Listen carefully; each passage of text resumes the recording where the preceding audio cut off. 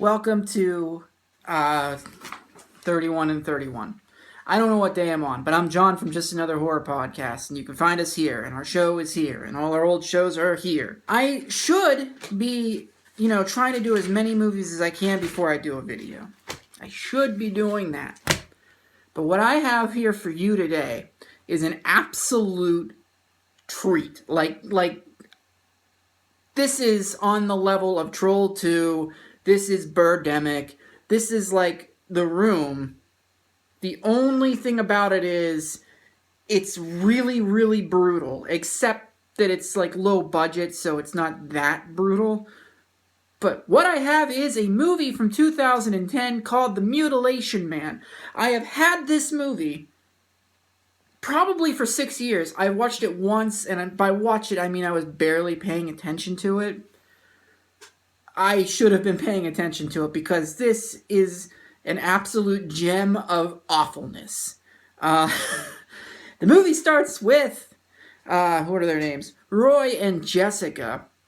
And it starts with a really awkward, really awful, really weird sex scene where you're like, why am I watching these two have sex? This is not what I want to be here for. So, we have an intruder, he's wearing a black mask, and then we're introduced to some cops, and this is how the movie works.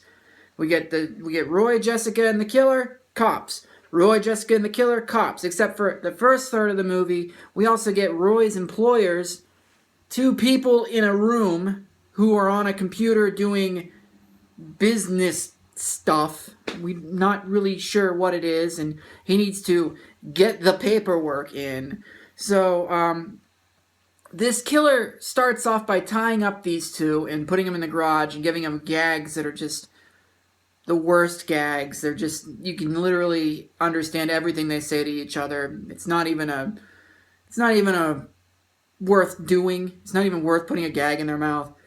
And he's got a clock that never comes into play other than it goes off and he hits them with something, and then it goes off and he hits them with something.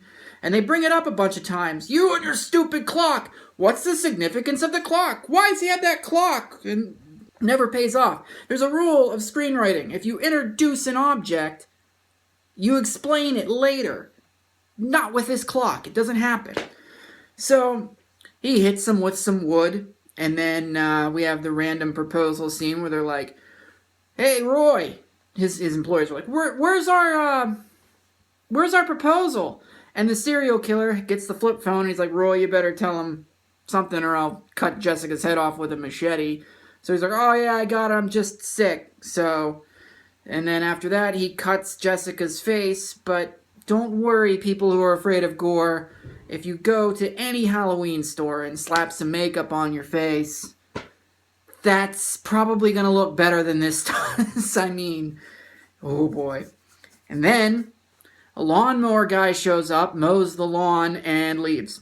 It's to give them a little bit of hope at the 41-minute mark that they're going to get out of this. But, I mean, it's the 41-minute mark, so no, they're not getting out of this. Then this happens.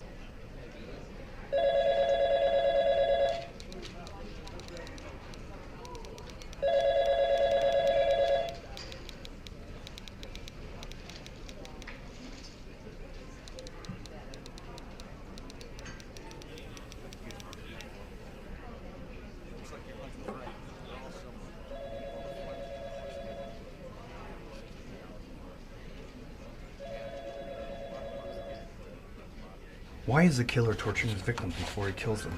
And what's the significance of the alarm clock? Tell Mitch I need to speak to him. All right. I didn't screw up the audio there. That is what it sounds like. And it happens again later. We'll get there. And it's even funnier the second time. Okay. So, let's step up the torture a little bit. Let's take a board, stick it on Roy's legs, and drill it into his legs. I know it sounds horrific, but it's terribly dumb. Like, it's not Hostel level. It's not, I think it's trying to be some sort of torture movie, but the budget must be like nothing on this movie. So Then he takes a machete and he cuts Jessica's toe, plays with it a little bit, cuts off her toe, she passes out, and he stuffs it down Roy's mouth. And then he throws up, and I'm like, now, I showed you this clip a minute ago. Try to imagine all the terrible, horrible, awful, dreadful things I'm saying filmed like this. This is bad shit. Like, this is bottom of the barrel level shit here. So, while they're trying to figure out how they're going to escape, the Mutilation Man is sitting on the couch, just chilling, see?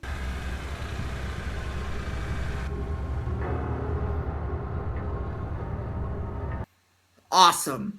And that's when the proposal guy shows up, and he's just like, oh, I'm sorry for interrupting you taking a shit. So he gets strangled with a zip tie, and then he's dead, which was completely useless. Completely useless when you find out what happens to these characters. Okay? Roy then looks over, and the Mutilation Man pulls out a spike that's like this big, and he's going to drive it into Jessica's leg, and Roy's like, no, do it to me. He's awful brave. Okay, he got punched in the face earlier, and he was like bleeding profusely from the mouth. They cut to the cops. They cut back. No blood. Nothing. Nothing. Not an injury on this guy.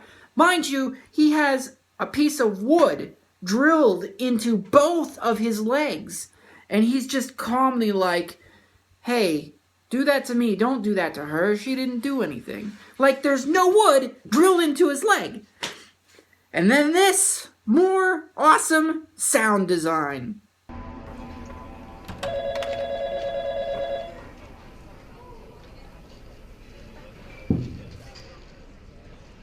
Okay, put him through. Thanks. Good God. Oh, these cuts. This movie's fantastic. So, finally, after sitting here watching torture, which is not my favorite part of this movie by any means, we find out that the killer has a motive, and then we spend 15 fucking minutes of exposition explaining what this motive is, which is a picture of some girl. He then throws a temper tantrum and breaks every chair in the goddamn garage. Turns out that this girl's name is Shelley Hayes. His name is Malcolm Hayes. So he takes an axe and he kills Jessica because apparently Roy at one point killed Shelley, who is Malcolm's sister. And then we find out that Roy and his friends actually bullied him, Malcolm, and his sister until accidentally killing his sister. Blah, blah, blah, blah, blah, blah, blah, blah, blah, blah, blah, blah. Malcolm then kills Roy. I guess the end of the movie, because the cops figured out what was going on. We're planning on driving to Roy's house, and that never led to anything.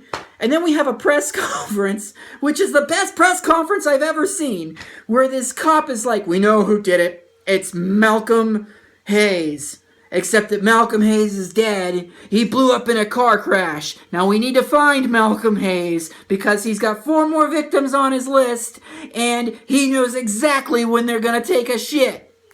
And the movie ends. Wow.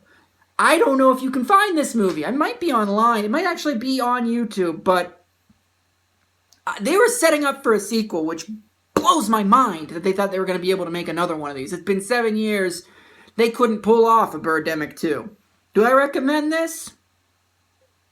If you aren't bothered by very, very poor gore, like really poor gore effects, if they don't bug you, this movie is fucking hilarious. I can't believe nobody's seen this before. I can't believe nobody's said anything about it. This is a batshit movie. So go on YouTube right now, look up The Mutilation Man, be prepared for a long awkward sex scene leading into the most garbagey movie that I've looked up so far this year on the 31 and 31. It is a blast if you don't mind gore. Time to hurry up and get 4 more of these done. Have a good night.